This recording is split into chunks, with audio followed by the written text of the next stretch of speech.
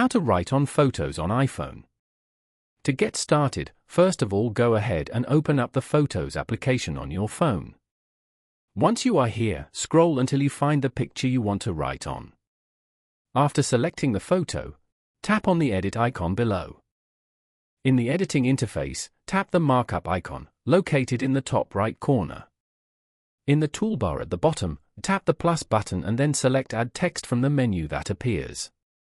A text box will appear in your photo and type what you want to write.